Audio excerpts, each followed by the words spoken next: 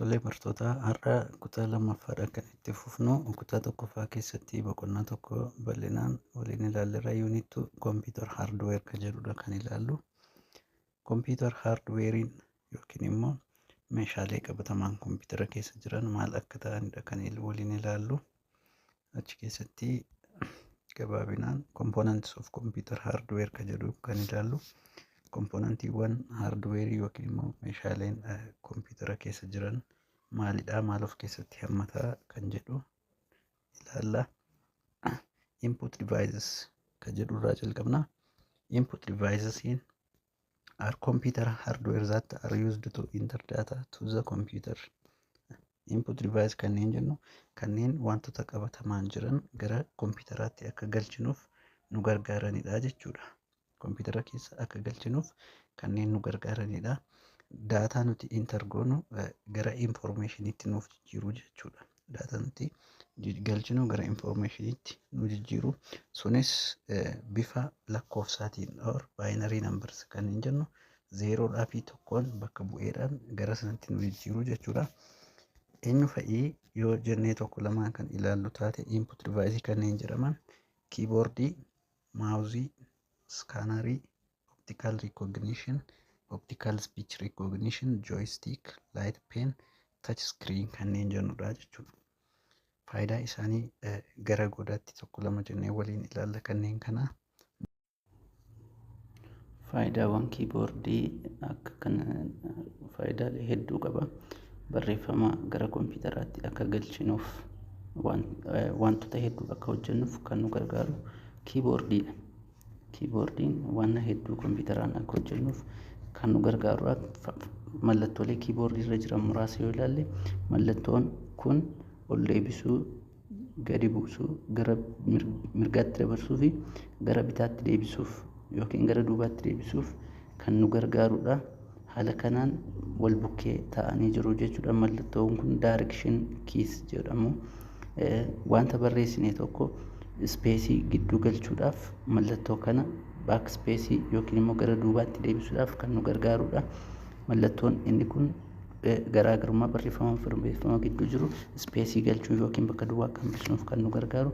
Kun immoo sarara itti aanutti yookiin gara faayila itti aanutti akka dabarruuf enter goonuu yookiin kan ittiin gara gadiitti dabarsinudha. Mallattoon kun gara Windows kiitti yookiin immoo mallattoo sana tuqnee gara jalqaba wanta irra turreetti yookiin guutummaa guutuutti kompiitara keenya gara mallattoo jalqabaatti kan itti deebisnu jechuudha. Mallattoon kunii fi mallattoon kun Windows kii kanneen jennu mallattoolee hedduutu jiru. Yeroo itti fayyadamaa deemtan kan baraa deemtan ta'a mallattoolee achirra jiran sana. Kan lammaffaan maawuziidha. Maawuziin kompiitaraa maalidha kan jedhu bal'inaan ni ilaalla. Maawuziin mallattoo haala kanaan kan jirtu yogguu ta'u kompiitara irratti kan galtee jirtu yookiin kompiitara irratti sookkeettiin isaa kompiitara wajjin wal qunnamee kan jirudha jechuudha. Ga'een maawuziis bakkaa bakkatti sochoosuudhaan faayila keenya akka yookiin tajaajila barbaadnu sana akka argannu nu taasisa jechuudha. Mouse is hand operating device which controls the movement of the cursor or pointer. Mallattoo kompiitara irraa akka kanaa taatee jirtu sana akka isheen nu gara barbaannutti sochootuuf kan nu dandeessu yookiin kan nu gargaaru maalidha jechuudha? Maawuziidha jechuudha. Isheen sochootu sun immoo maal jedhamti? Isheen kun cursor jedhamti jechuudha. Its name is derived from its shape which looks like its mouse. Mallattoon maawuz jedhamtu kun maalirraa fudhamte? Maawuz jechuun mucaa hantuutaa kan jennudha. Bakkaa bakkatti ka deemtu mallattoo bakkaa bakkatti deemuudhaan kompiitara nu tajaajiltu waan taateef bifa sana maqaan sun kennameefii jechuudha. The mouse are commonly it has 3 buttons. Maawuziin nuti fayyadamnu mallattoolee 3 ofirraa qaba jechuudha. Or wantoota tuttuqamuu danda'an 3 ofirraa qaba. Inni jalqabaa left button kan jennu. Left button kan jennu bakka kanatti kan argamudha. Inni lammaffaan right button kan jennu bakka kanatti kan argamudha jechuudha. Right button. Sadaffaan middle button kan jennu middle button sun immoo gidduu kanatti kan argamu jechuudha. Gidduu kanatti kan argamu jechuudha. Faayidaalee isaanii yogguu ilaallu left bataniin inni magariisi maal nu fayyada? Used to left click fakkeenyaaf gara mallattoo bitaa akka tuqnu or left click akka goonu barreeffamoota select akka taasifnuuf nu gargaara jechuudha. Right button kan jennu mallattoon mirgaa kun immoo maal nu gargaara? For right click gara mirgaatti click akka goonu nu gargaara. Kunis to see property of the file hamma saayizii faayila sanaa yookiin wanta ilaalaa jirru sanaa ilaaluudhaaf nu gargaarsisa yookiin nu dandeessisa jechuudha. Kan sadaffaa middle button jennu used to for scrolling purpose gara oliidhaaf gara gadiitti deebisuudhaaf kan nu gargaarudha jechuudha. Yeroo tokko mallattoon kun maawuziiwwan tokko irratti hin argamu jechuudha. Maawuziin gabaabumatti kana fakkaata mallattoon isaa kanadha jechuudha. Left click right click maal akka ta'e haala kanaan ilaaluu dandeessu jechuudha. Left click right click fi scroll kan jennu haala kanaan ilaaluu dandeenya jechuudha. Mouse is connected to system unit. System unit shiboodhaan connect yookiin wireidhaan connect ta'ee jira jechuudha. Yeroo amma garuu kan funyoo yookiin immoo sokkeetii ofirraa hin qabnes ni jiru bluetoothiidhaan kan hojjetanii jechuudha. The wireless is also called cordless mouse or wireless mouse. The mouse pad is pad on with you can move a mouse. Maawuziiwwan kanneen baannee deemuus ni dandeenya jechuudha bakka bakkatti socho'uudha. Kan lammaffaan iskaanariidha kan waliin ilaallu. Iskaanariin maalidha? Scanner is input device. Scanneriin input device that accepted print texts, handwriting or objects and convert into digital document jechuudha. Barreeffamoota suurota wantoota adda addaa waraqaadhaan nutti kennaman yookiin suurawwan harka keenya jiran bifa kanaan as jala galchuudhaan iskaanii kompiitara keenya irratti akka nuti taasisuu dandeenyudha jechuudha. Iskaan goone kompiitara irratti jijjiirraa yookiin immoo gara soft copytti kan ittiin jijjiirrudha jechuudha kan iskaanar jennu kun. It is used to input data directly into computer. Data inputii goonerra yookiin gara kompiitaraatti akka galu taasifneerra jechuudha. From the source document without copying. Wanta dokumentii koppii gochuu dandeenyu sana erga iskaan goonee booda gara koppii akka ta'utti yookiin dijitaalitti jijjiirraa jechuudha. Optical recognition system kan jennu kun or ORC kan jennu kun uses light to read characters, codes and marks. It converts them into a computer understandable format for 0 or 1. Kun immoo barreeffamoota mallattooleewwan koodiiwwan gara maalitti akka jijjiira gara lakkoofsaatti jijjiira jechuudha. Wantoota jiran gara lakkoofsaatti yookiin koodiitti convert kan nu taasisudha jechuudha akka isaan hubatamuu danda'aniif. There are many types of optical recognition system. Optical recognition system kan nuti jennu kun gosa sadiitu jiru jechuudha. Isaanis gosa optical character recognition, optical mark recognition fi barcode readeridha jechuudha. Tokko tokkoon isaan ilaalla. Optical character recognition OCR kun scanner device is a scanner that reads written, computer printed and in some cases and handwriting characters from ordinary documents. Barreeffamoota waraqaa gaazexaadhaan barreeffamoota bifa kitaabaa waan adda addaadhaan barreeffamanii jiran iskaan goona yookiin irratti ilaaluudha. Gara maalitti jijjiirra? Gara kaaraakteriitti gara qubeewwan sana akka inni hubatu kan dandeessudha jechuudha. It scans the shape of the characters and compares it with predefined fonts shapes found in memory. Isa keessatti save ta'ee jiru wajjin akka inni wal fakkaatu wal bukkee qabuun madaaluu kan dandeessu foontiin isaa haga guddina isaa fi wanta biroo jechuudha. It can convert the character into computer code comparison. Bifa zeeroodhaa fi tokkoon compare godha jechuudha. Isa dura memory sana keessa jiru waliin haala kanaan koodiidhaan wal bira qabee madaala. It is used to enter documents found on paper into computer. Bifa kanaan wanta waraqaadhaan jiru akka gara barreeffamaatti jijjiirru nu dandeessisa jechuudha. Without need to type using a keyboard. Irra deebiidhaan barreessuurra haala kanaan bifa salphaatiin read gochisiisuu dandeenya jechuudha. Amma kan argaa jirtan barreeffama jiru irratti OCR optical character kana recognition kana irra qabne cheekii gochisiisaa deemna oora kan save godhataa deemu gochuudhaan barreeffama asirra jiru kana bifa salphaan osoo dubbisiin orwaa biraa hin godhin gara kanatti galchinaa jechuudha. Inni kun optical character recognition kan jedhamu yoo ta'u, optical mark recognition immoo it's a device senses the presence or absence of a mark such as pencil marks. Mallattoowwan fakkeenyaaf A, B, C, D jedhanii keessa qubee tokkotti maruu kan qabu yoo ta'e fakkeenyaaf gaaffii shiitti deebi'u yoo ilaalle qubeen sun itti deebi'eera moo hin deebine kan jedhu recognize godha or hubachuu danda'a jechuudha teekinooloojiin kun. It does not identify letters of the alphabet. Qubeewwan baay'ee hubachuu hin danda'u jechuudha. Instead it uses electronic scanners, marks and symbols.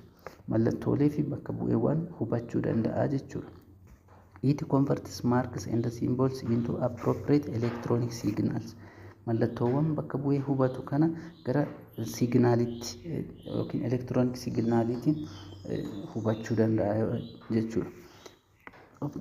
Optical mark recognition is used to correct exams. The read mark is interpreted and matched against. Deebii kenname wajjin match godhamoo hin godhu kan jedhu bifa salphaa ta'een adda baasuudhaan adda nuuf baasee kompiitarra nuuf kaa'aa deemaa jechuudha. Haala kanaan shiittiitti galchina check godhee nuuf dabarsaa jechuudha bifa kanaatiin. Optical mark recognition kan jennu kanadha jechuudha. Fakkeenyaaf qormaata biyyoolessaa ministirii kan jennu haala kanaan sororamaa jechuudha. Barcode reader kan itti aanu barcode readeridha. Barcode readerii maalidha? It is used to read barcodes printed and on products. Waraqaawwan kaartooniiwwan adda addaarra ID barattoota yuunivarsiitii adda addaarra mallattoon barkoodii kun ni jira jechuudha. There are different kinds of barcodes. The most commonly used one is called universal product codes. ID-wan barattoota adda addaarra kan jiru ni jira. Akkasumas immoo universal product code kan jennu kanneen dhaabbileen daldalaa adda addaa oomisha isaanii irratti maxxansanidha jechuudha. Kunis maal gochuuf gargaara? Oomisha sana koodii sanaan adda baasuu akka dandeenyuuf nu gargaara jechuudha. It is used to identify product manufacturers. Dhaabbata oomisha sana salphaatti akka adda baafannuuf and product number lakkoofsa oomisha dhaabbati sun itti maxxanse sana cheekii gochuuf. For instance, they are found in library management and inventory control management. Dhaabbileen kana fayyadamanii jiru, waajjiraaleenis ni fayyadamu, kaampaaniiwwan adda addaas waan kana ni fayyadamu jechuudha. Baarkoodii kana ni fayyadamu jechuudha. Baarkoodii bifa kanaan jira. Koodiin nuti jennee haala kanaan kan dhaabbata irra jiru yoo ta'u, lakkoofsi kunii fi baarkoodiidhaan wanti jiru kun yogguu maashina kanaan iskaan ta'u lakkoofsa asirra jiru kana asirratti nu agarsiisa jechuudha. Kanas kan barreeffama kana osoo hin taane isa kanas kan yogguu godhu asirratti lakkoofsa isa kana wajjin akka inni tokko ta'e nu agarsiisa jechuudha. Barcode reader kan jennu kana yogguu ta'u, speech recognition system kan jennu immoo it is the ability of computers to recognize human speech. Fakkeenyaaf bilbila irratti illee cheekii gochuu dandeessu sagalee namaa adda baasuu kan danda'u jechuudha. The microphone is used to enter the speech into computer. Microphoneidhaan sagalee keenya gara kompiitaraatti galchuu dandeenya. The computer then process the speech and performs the actions ordered by the speech. Haala nuti dubbanne sanaan immoo hojii hojjechuu nu barbaachisin ni dalagnaa jechuudha. Fakkeenyaaf bilbila keessan irratti hey Siri, hey Google jettanii wantoota adda addaa yeroo responsiin isiniif deebi'u haasa'uudhaan qofa bilbila keessanii gara ittiin raawwachuu waan barbaadan dalaguu ni dandeessu jechuudha. It is used to enter the data using speech instead of typing from keyboard. Fakkeenyaaf amma barreeffama dheeraa Ingiliffaan barreessuu yogguu barbaadan sana taa'een barreessuu yoo data yookiin wifi keessan banattanii recognition systemii kanaan waan barbaadan yoo haasoftan gara barreeffamaatti kan isin jijjiiraa deemudha jechuudha. This makes data entry very easier. Data nuti goonu akka ariitiidhaan bifa salphaan guutamuu ni dandeessisaa jechuudha. It is the latest technology and is still under research. Yeroo ammaa kanas hojiilee adda addaa itti hojjechuudhaaf hojiirra ni jira jechuudha. Ka itti aanu light penidha. Light pen ka jennu kun maalidha? Iskiriiptoo kompiitara irratti akka barreessinuuf nu gargaaru yookiin immoo iskiriinii kompiitaraa wajjin bifa salphaa ta'een wal dubbisuu danda'udha jechuudha. It is the sensitive device used together with the computer monitor. Monitarii kompiitaraa wajjin kan wal dubbisuu danda'u yookiin iskiriinii kompiitaraa yoo tuqne kan ittiin akka barreessinu nu dandeessisudha jechuudha. It is used by touching the screen with this device. Qubeessaa kanaan yookiin qubeessaa kompiitaraaf qophaa'e kanaan iskiriinii kompiitaraa yoo tuqne bifa salphaan barreeffama barbaannu sana irratti galchuu yookiin waan barbaannu sana hojjechuu dandeenya jechuudha. A light cell at the tip of the pen senses the light from the screen to determine the pen's location on the screen. Bifa salphaan bakka nuti irratti tuqne adda baasee akka nuti waan barbaannu tokko dalagnuuf nu dandeessisa jechuudha. Touch screen. Touch screen immoo maalidha?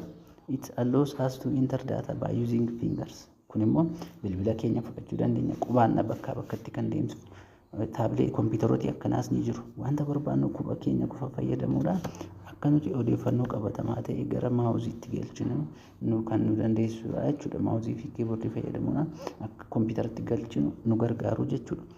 It is used on a variety of devices. Oomishaaleen yookiin piroodaaktiiwwan laaptooppiiwwan hedduun bilbilootii fi taabiloota hedduun yeroo ammaa kanatti touch screenidha jechuudha. Touch screen is generally used in applications like automated teller machine. Fakkeenyaaf touch screen kana wantoota akka touch screen ta'anii yoo fudhanne tokko ATM fudhachuu dandeenya. Automatic teller machine bifa salphaan fudhachuu dandeenya. Hospitaalota keessatti dhaabbilee adda addaa keessatti buufatawwan xiyyaaraa keessatti yeroo ammaa kanatti bifa salphaan touch screenidhaan wantoota hedduu fayyadamuu ni dandeenya jechuudha. Kan itti aanu joystickidha. Joystick is device which is commonly used for playing video games. Taphoota video geemii ta'an taphachuudhaaf kan nu dandeessudha jechuudha. Joystickiin kun kana kompiitaratti galchuudhaan bifa salphaan bluetoothiidhaan wal qunnamsiisuudhaan taphachuu dandeenya jechuudha. Mainly used to control the speed of the cursor and is thus popular in games involving speed like racing and flying games. Taphoota adda addaa geemiiwwan adda addaa mallattoolee kana fayyadamuudhaan bifa salphaan kompiitara keenya waliin akka geemii taphannu kan nu dandeessudha jechuudha. The direction of the push of the stick and the amount of deflection determines the change of the position. Haga nuti karaa mirgaa ol qabnu yookiin gadi buufnu bakka nuti mallattoowwan kanarraa tuttuqnu gara kompiitarri keenya itti deemu nuuf ajaju jechuudha. Kallattii nuuf jijjiiruu jechuudha. Bitaaf mirga gara olii gara gadii gara fuulduraatti fiiksuu duuba deebisuu nu dandeessu jechuudha joystick kan jedhamu. Tokko lamarratti central processing unit ka jennudha kompiitara keessa. Central processing unit ka jennu maalidha ka jedhudha.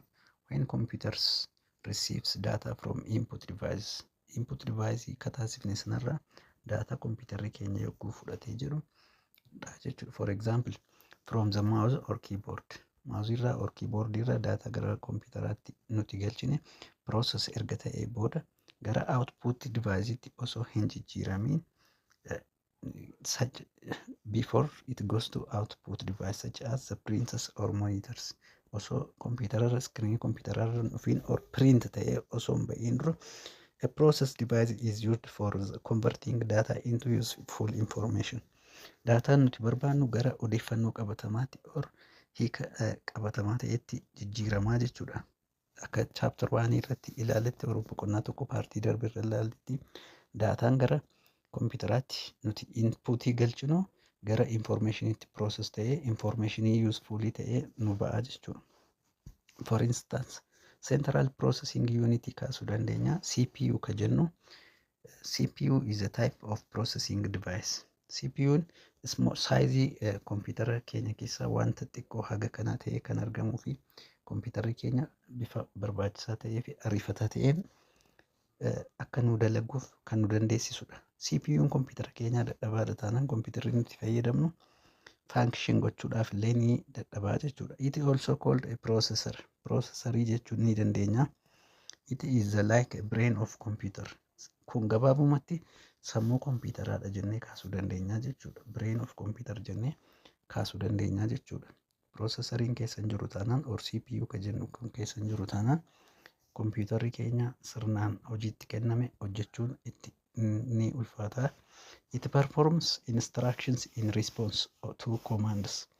Wanta nuti ajajne yookiin ajaja nuti kallattiidhaan inputiidhaaf kennine sun gara outputiitti process ta'ee akka ba'uudhaaf ga'een processorii baay'ee murteessaadha jechuudha. A processor speed is measured in hertz. Processoriin kan measure ta'u hertziidhaanidha jechuudha. Processoriin kan inni measure ta'u hertziidhaanidha or mallattoo kanaanidha jechuudha.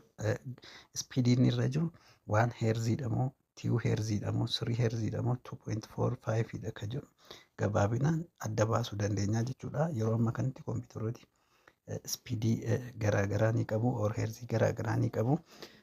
Akka lakkoofsa ol ka'een gaarummaan isaa cimaa deema or dabalaa deemaa jechuudha. 1 hertz means 1 cycle per second jechuudha. 1 hertz jechuun 1 cycle per second jechuudha. 2 hertz gogoon 2 cycle per second speediin isaa akkuma sana dabala jechuudha. Cycliin isaa yogguu dabalaa deemu. The CPU performs instructions and the computer's processing activities. CPU or Central Processing Unit hojii kompiitaraa isa olaanaadha kan inni dalagu. Ajaja itti kennameen process godhee daataa barbaachisu sana kallattiidhaan informationii nuti barbaannu nuuf kennaa jechuudha. It functions the same purpose as the human brain. Akkuma sammuu namaa wanta itti kenname tokko sirnaan raawwachuu ni danda'a. It is called the brain of the computer. Sammuu kompiitaraati jennee kaasuu dandeenya. The CPU has 3 sub-components. CPU kanneen jennu kun kompoonantiiwwan or wantoota isa jalatti hammataman keessaa ka jalqabaa control unit ka jennudha. Control unit, arithmetic logic unit, ALU, memory registers or unit ka jennu of keessatti hammata jechuudha. Gabaabinaan CPU kanneen nuti jennu kompoonantiiwwan kana sadan ni hammata of keessatti. Isaan the 3 subcomponents are connected by cable called a bus. Wantoota amma sadan asirratti olitti eerre kun gabaabinaan hojii isaan kana hojjetan or kompiitara achi keessa waan isaan wal qunnamsiisu sun baas ka jedhamudha jechuudha. Keebilii isaaniin kompiitaraa fi CPU sana wal qunnamsiisu keebilii baas jedhamee moggaafame jechuudha maqaan isaa. It facilitates communications between parts. Hojii isaan gidduu hojjetu jiru akka sirnaan hojjetuuf gargaarudha jechuudha. It is used to transfer data between these subcomponents. Daataawwan sun odeeffannoo bifa barbaachisaa ta'een or daataa bifa barbaachisaa ta'een akka daddabarsaniifidha jechuudha. Ka jalqabaa control unit yoo ilaallu as the human brain controls the body akkuma sammuun namaa qaama namaa to'achuu danda'u control gochuu danda'u unit controls the computer. Akkuma sammuun namaa qaama namaa to'achuu danda'u control unitiin immoo kan kompiitaraa to'ata jechuudha. Kan kompiitaraa to'ata. Control unit does not perform the instructions by itself. Control unit ka jennu kun kophaa isaa hojii hojjechuu hin danda'u jechuudha. It does not carry instructions. Kophaa isaa ajaja fudhachuu hin danda'u or raawwachuu hin danda'u. But it directs other processing elements. Gara kanneen birootti or processoriiwwan birootti wanticha dabarsa or instructionii warra kaaniif kennaa jechuudha. Akka isaan wanna sana dalaganiif. Kan lammaffaa arithmetic logic unit ka jennu arithmetic logic unitiin is used to execute instructions. Inni kun immoo inni jalqaba kaasnee control unitiin odeeffannoo hin dabarsu hin kennu. Kophaa isaatti raawwachuu hin danda'u garuu arithmetic logiciin immoo instruction itti kennamu fudhachuu ni danda'a or ajajuu ni danda'a. It performs two operations namely arithmetic and logic operations. Hojiiwwan lama arithmetic kan jedhamuu fi logic operation kanneen jedhaman wal faana raawwachuu ni danda'a jechuudha. Maal jechuudha isa jedhu yoo ilaallu arithmetic operation is mathematical operation like addition, subtraction, multiplication and division. Ida'uu, hir'isuu, baay'isuudhaa fi multiplicationii raawwachuu danda'a arithmetic logic operation kan jedhu. For example, if you give your computer the instruction 2 plus 3, computerri keessan 2 ida'uu 3 akkasiniif ida'uuf yoo itti galchitan, it included arithmetic operations. Arithmetic operationiidhaan perform godhe deebisaa sinii deebisaa jechuudha. Sun arithmetic unit kan jennudha. Logical operation immoo it is concerned with the comparison of data. Data wal fakkeenya data madaala or compare godha wal bukkee qabuudhaan daataawwan insert ta'anii jiran. It includes operations such as less than, greater than, equal to, less than or equal to, greater than or equal to. Kanneen jennu kanaan ni madaala jechuudha bifa salphaa ta'een logic operation kan jennu. Garaagarummaan arithmeticidhaa fi loogikii isaan kanadha. Kasadaffaa memory unit or registers. When instructions is loaded, when loaded from main memory, it is placed first registers to wait instruction from the control unit. Data nuti insert goone yookiin immoo instructionii nuti ajajne suni jalqaba memory unit keessatti galmaa'a or register ta'ee ka'eetu kara instructionii fudhata kara control unit irra. The registers are temporary storage. Registering yeroo muraasaaf qofa of keessatti kan kuusu ta'a jechuudha. Storage location for the data period to performance in LU or arithmetic logic unit keessatti dabarsaa jechuudha.